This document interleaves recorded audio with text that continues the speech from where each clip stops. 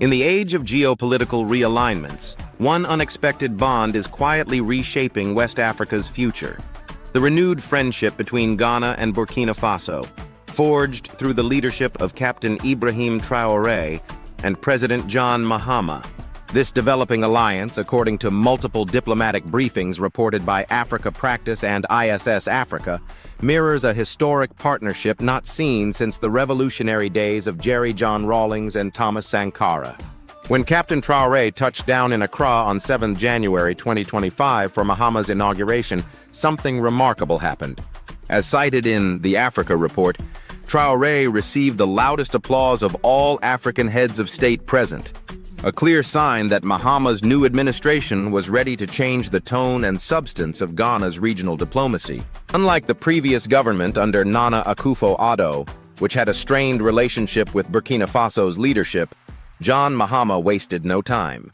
Within 2 months of taking office, he traveled to Ouagadougou for high-level talks with Traoré, a visit that, according to MyJoy Online, was described as warm and symbolic, reviving Pan-African ideals and trust between two countries with shared borders and histories. But this is more than symbolism.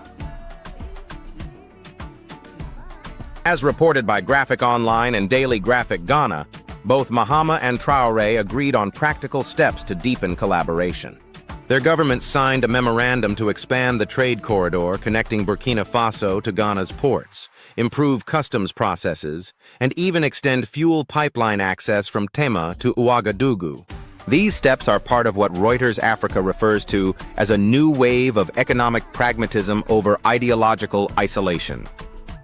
On the security front, Mahama took a radically different stance from his predecessor. Rather than isolating Burkina Faso's junta as ECOWAS once tried to do, he called for direct dialogue and inclusive counterterrorism cooperation.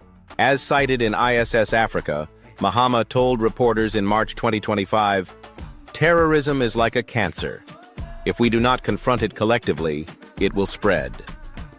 His call resonated with Traoré, and both sides agreed to begin intelligence sharing and explore joint military initiatives to protect their northern zones. Contrast this with 2022, when President Akufo-Addo, during a U.S.-Africa summit in Washington, accused Burkina Faso of striking a deal with Russian mercenaries, Wagner Group, and even suggested a gold mine was being used to pay them. According to Al Jazeera and the UK Guardian, these accusations sparked outrage in Ouagadougou. Burkina Faso summoned Ghana's ambassador, and critics at home called Akufo-Addo's move konkonsa, the Akan word for needless gossip. But Mahama is steering Ghana away from that confrontational path. As reported by Modern Ghana, his administration has embraced realism and Pan-African solidarity. Analysts say this could mark the beginning of a new Ghana-Burkina axis, much like Rawlings and Sankara once envisioned before Sankara's tragic assassination in 1987. So what does this mean for the region? It means that despite Burkina Faso officially withdrawing from ECOWAS, it's not being abandoned.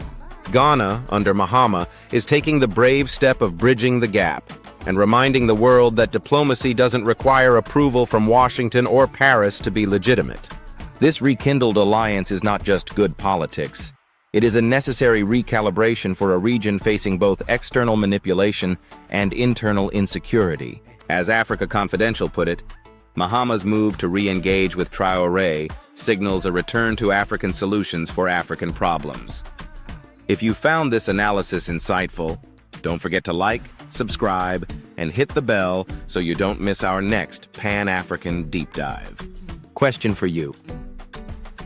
Burkina Faso has officially left ECOWAS and joined the AES alliance with Mali and Niger.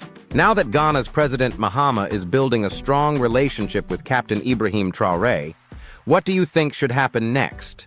Will Traoré convince Mahama to align Ghana with AES? Or will Mahama try to convince Traoré to return to ECOWAS? But only if ECOWAS stops acting like a Western-controlled organization and truly respects the sovereignty of African nations? Which direction do you believe is better for Africa's future? Drop your thoughts in the comments. We want to hear from you.